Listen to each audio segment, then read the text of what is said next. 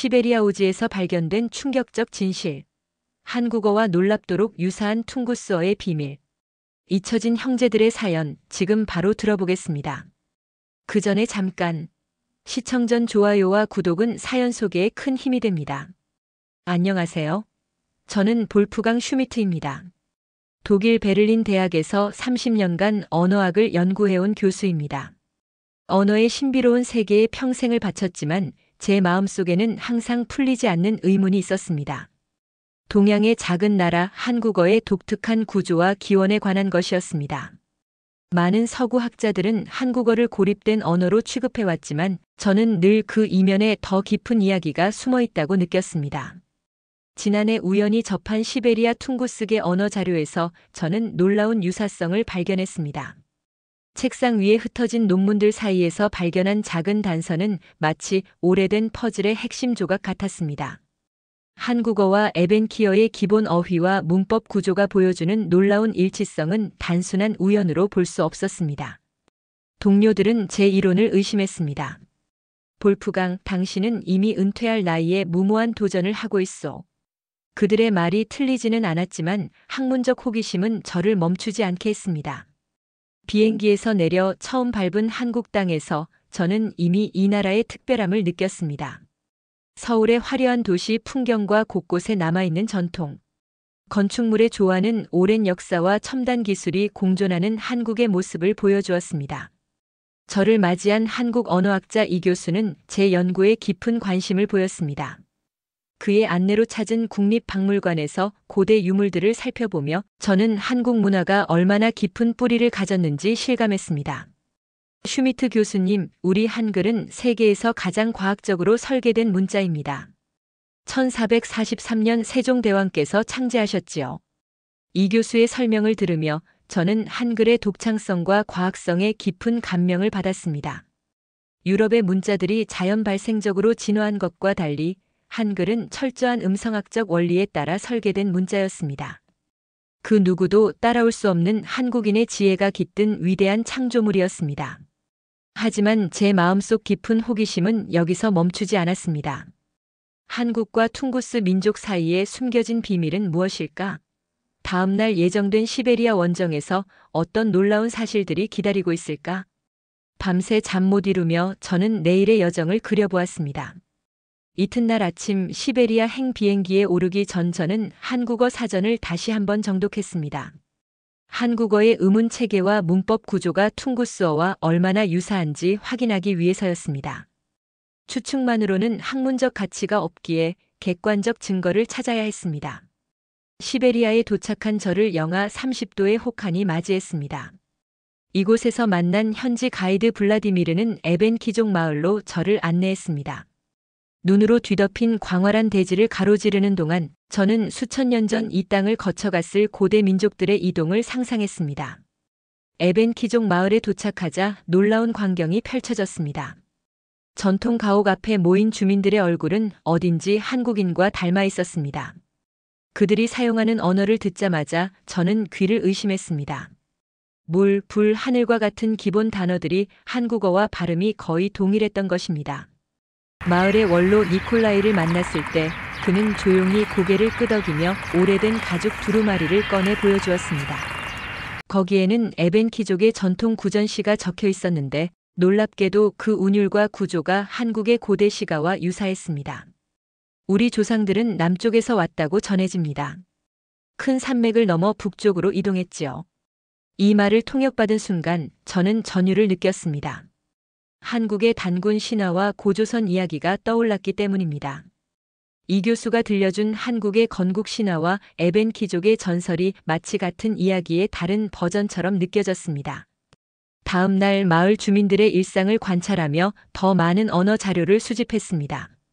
그들이 사용하는 교차어, 문법 구조, 조사와 어미의 활용 방식은 한국어와 놀라울 정도로 닮아 있었습니다. 특히 존댓말 체계와 간접 표현 방식은 서구 언어에서는 찾아볼 수 없는 한국어의 특징과 일치했습니다. 가장 흥미로웠던 것은 에벤키족의 전통 노래였습니다. 그들이 부르는 민요의 오음계 선율은 한국 전통 음악의 그것과 거의 동일했습니다. 음악이라는 보편적 언어를 통해 저는 두 문화 사이의 연결고리를 더욱 확신하게 되었습니다. 저녁 무렵 마을의 축제에 참석했습니다. 그곳에서 본 전통 춤과 재래의식은 한국의 무속 신앙과 놀라운 유사점을 보였습니다. 천신을 숭배하는 방식, 자연과 조화를 이루려는 철학적 태도는 한국의 고대 신앙과 거의 일치했습니다. 호텔로 돌아와 필드 노트를 정리하며 저는 이 발견이 단순한 우연이 아니라는 확신이 들었습니다. 그러나 더 확실한 증거가 필요했습니다.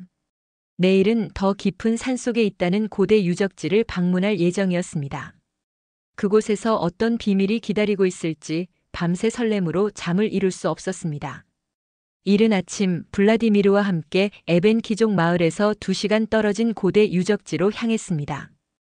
험한 산길을 오르며 저는 수집한 언어 데이터를 다시 한번 검토했습니다. 에벤키어와 한국어 사이에서 발견된 200여 개의 유사 단어들은 단순한 우연으로 보기 어려웠습니다. 유적지에 도착하자 웅장한 암각화가 눈앞에 펼쳐졌습니다. 바위에 새겨진 그림들은 수천 년 전 이곳에 살았던 사람들의 생활상을 보여주고 있었습니다. 놀랍게도 그중 일부는 한국의 고대 암각화와 표현 방식이 매우 유사했습니다. 특히 하늘과 땅을 연결하는 우주목 형상은 한국 샤머니즘의 세계관과 일치했습니다. 현지 고고학자 페트로프 박사가 저를 맞이했습니다. 그는 이 지역에서 30년간 연구해온 전문가였습니다. 페트로프 박사의 안내로 유적지 깊숙한 곳에 있는 동굴로 들어갔습니다. 동굴 벽에는 고대 문자로 추정되는 기호들이 가득했습니다. 이 문자들은 아직 완전히 해독되지 않았습니다만 최근 연구에 따르면 한국의 고대 문자와 구조적 유사성을 보인다고 합니다. 페트로프 박사의 설명을 들으며 저는 한국의 고대 문자인 신지글자와 부도 문자가 떠올랐습니다. 한글이 창제되기 이전 한반도에서 사용되었던 이 문자들과 동굴의 기호들 사이에는 분명한 연관성이 있어 보였습니다. 유적지 발굴 현장에서는 더 놀라운 발견이 기다리고 있었습니다. 최근 출토된 청동 제기의 문양은 한국 고대 청동기의 그것과 거의 일치했습니다. 특히 기하학적 무늬와 동물 형상의 표현 방식은 한국 청동기 문화의 특징을 그대로 담고 있었습니다. 페트로프 박사의 연구실로 이동해 더 많은 자료를 살펴보았습니다. 그곳에는 시베리아 각지에서 수집된 언어 자료와 민족 지학적 데이터가 체계적으로 정리되어 있었습니다. 그중 특히 눈길을 끈 것은 퉁구스어와 한국어의 의문 체계를 비교한 연구였습니다. 슈미트 교수님, 이 자료를 보십시오. 퉁구스어의 모음 조화 현상과 한국어의 그것이 거의 동일합니다. 이는 두 언어가 공통된 조상에서 파생되었을 가능성을 시사합니다. 저는 이 자료들을 꼼꼼히 검토하며 메모했습니다. 서구 언어학계에서는 주목받지 못했던 이 연결고리가 이제 제 눈앞에 명확히 드러나고 있었습니다. 한국어의 독특한 구조와 철학적 깊이는 단순한 우연이 아닌 수천 년에 걸친 동북아시아 문명의 정수를 담고 있었던 것입니다. 숙소로 돌아오는 길에 저는 깊은 생각에 잠겼습니다. 내일은 베를린으로 돌아가 이 모든 자료를 정리하고 분석해야 했습니다. 그러나 마음 한켠에서는 이 연구가 가져올 파장이 걱정되기도 했습니다.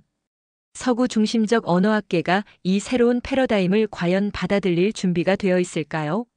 한국어와 퉁구스어의 연결고리를 증명하는 이 발견이 학계에 어떤 반향을 일으킬지 생각하며 저는 설렘과 긴장이 뒤섞인 밤을 보냈습니다.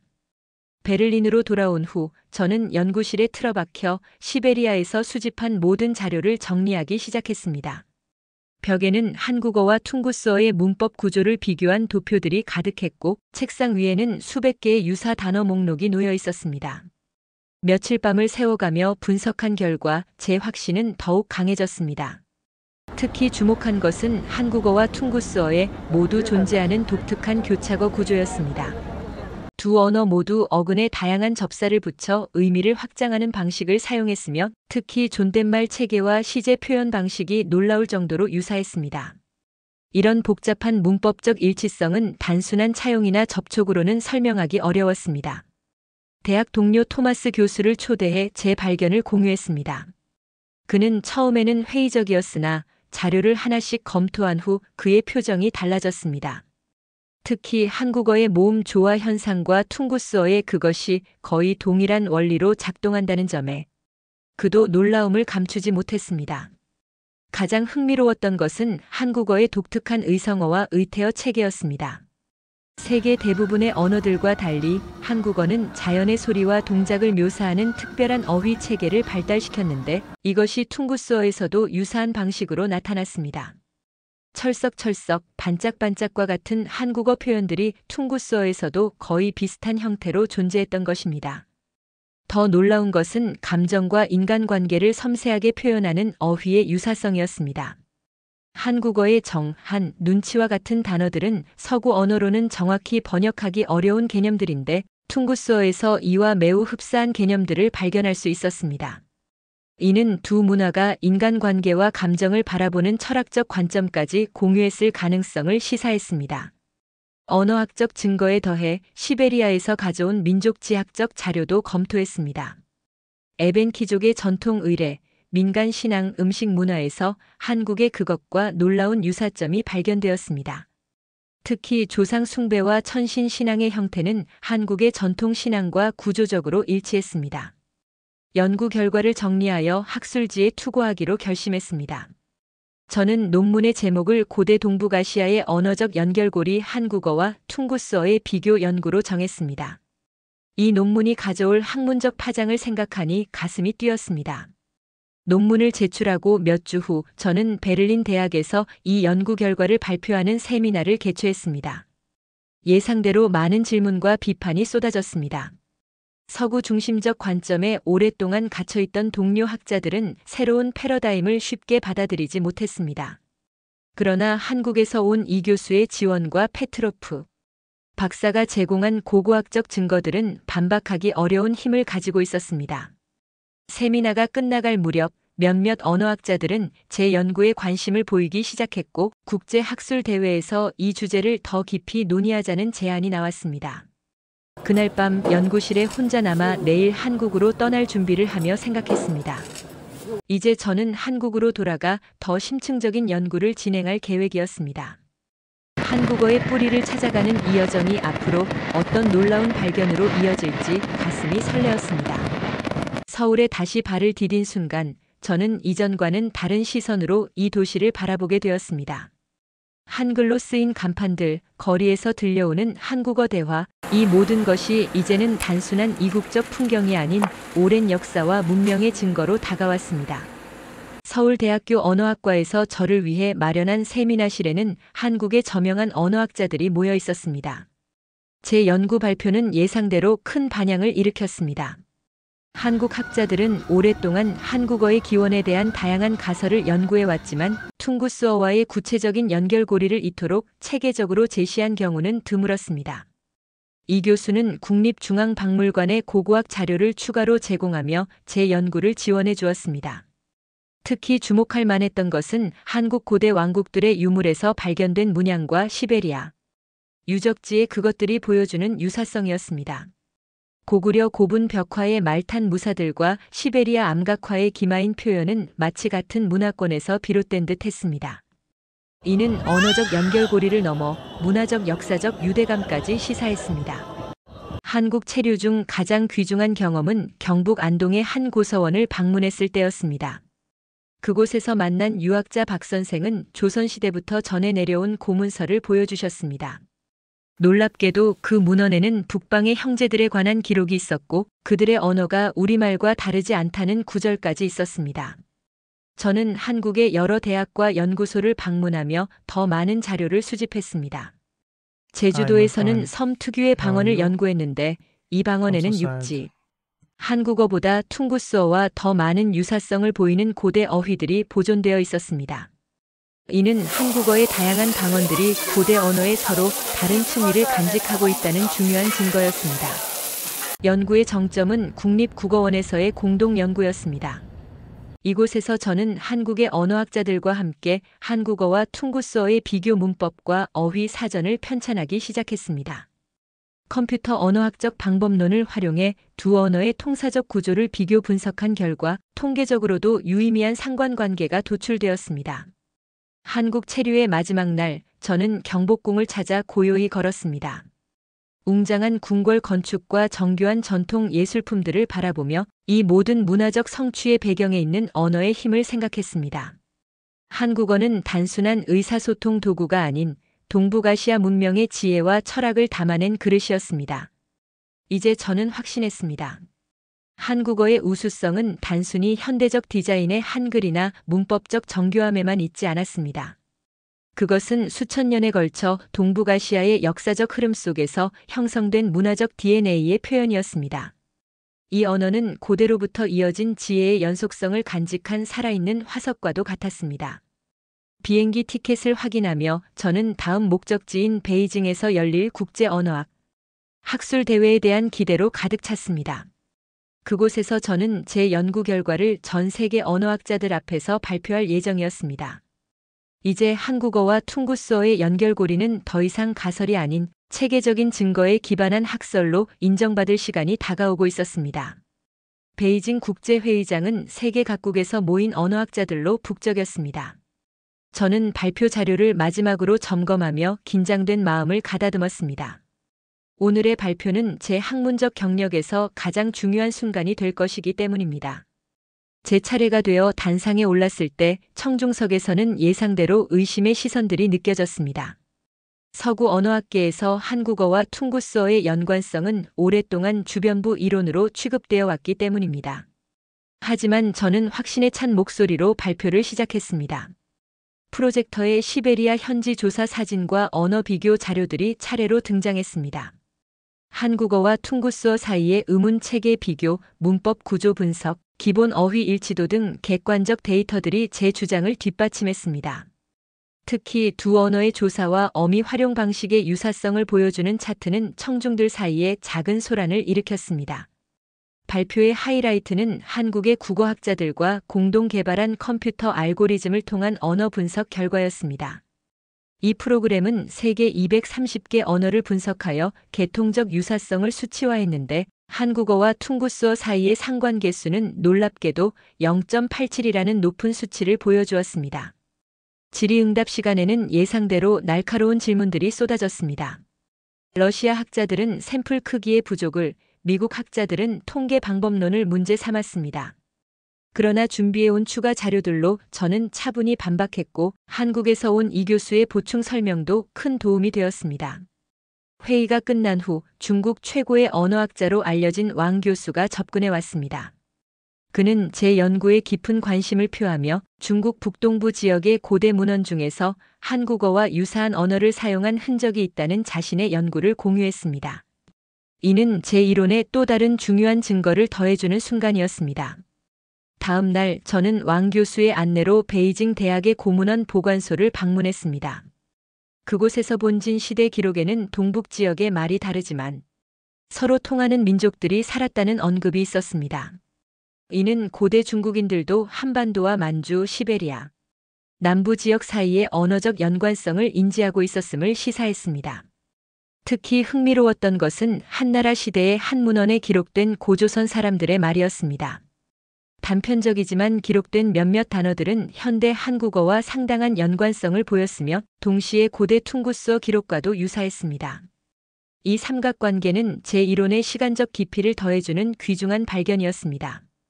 O projeto Juntos Educar, que premia todas as áreas da educação. O projeto Juntos Educar, que premia 그곳에서 한국의 전통 문화와 현대적 성취에 대한 발표를 들으며 언어가 한 민족의 정체성과 창의성에 얼마나 중요한 역할을 하는지 다시 한번 느꼈습니다. 한국어의 구조적 특성이 한국인의 사고방식과 문화적 성취에 어떤 영향을 미쳤는지 생각하니 가슴이 벅차올랐습니다. 공항으로 향하는 차 안에서 저는 다음 목적지인 일본 도쿄에서의 연구 계획을 구상했습니다.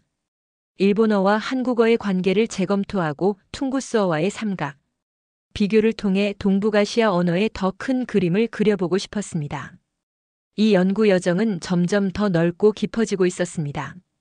도쿄대학 언어학부의 고유한 연구실에서 저는 일본의 언어학자 다나카 교수와 마주 앉았습니다.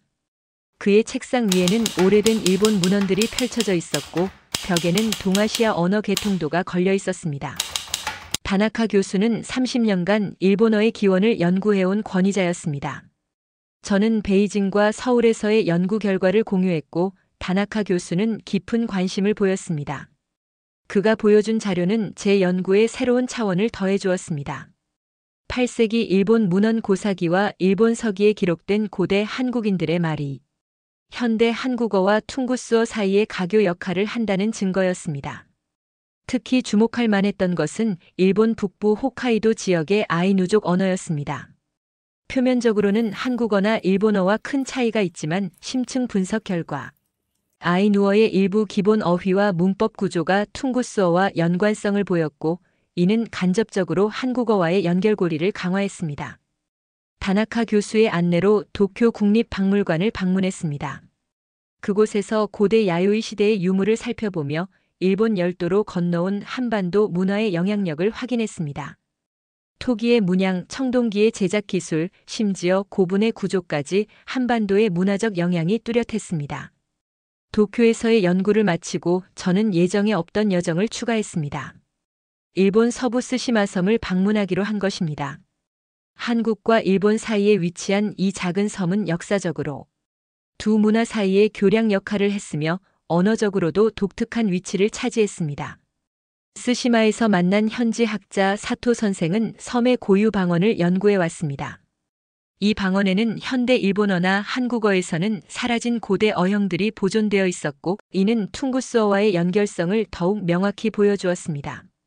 사토 선생은 자신의 녹음 자료를 기꺼이 공유해 주었고 이는 제 연구의 귀중한 자산이 되었습니다. 이 모든 연구를 종합하며 저는 동북아시아 언어의 새로운 지도를 그리기 시작했습니다. 한국어는 이 지도의 중심에 위치했습니다. 문법 구조의 정교함, 표현의 섬세함, 변화에 대한 유연성을 모두 갖춘 한국어는 동북아시아 문명의 언어적 정수를 담고 있었습니다. 특히 한글의 창제는 이 지역 문명사의 최고 성취 중 하나였습니다. 음성학적 원리에 기반해 과학적으로 설계된 한글은 15세기 세종대왕의 천재성을 보여주는 증거였습니다. 서구에서는 종종 과소평가되지만 한글은 인류 문자, 역사상 가장 합리적이고 체계적인 문자 체계 중 하나였습니다.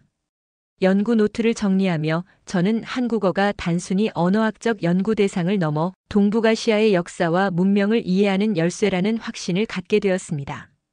한국어의 뿌리는 퉁구스 민족과 연결되어 있었지만 그 발전과 성취는 한국인들만의 독창적인 문화적 여정을 반영하고 있었습니다. 다음 목적지는 몽골이었습니다. 알타이 언어 가설의 또 다른 축인 몽골어와 한국어, 퉁구스어의 관계를 탐구하기 위해서였습니다. 비행기를 타기 전 저는 지금까지의 연구 결과를 정리한 예비 논문을 독일의 동료들에게 이메일로 보냈습니다. 이제 제 연구는 단순한 가설을 넘어 학계의 진지한 도전장을 내밀고 있었습니다. 비행기 창밖으로 펼쳐지는 구름을 바라보며 저는 이 연구 여정이 제 학문적 인생의 정점이 될 것임을 직감했습니다.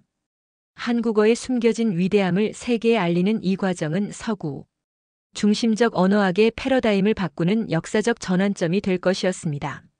몽골의 광활한 초원 위로 아침 해가 떠오르고 있었습니다.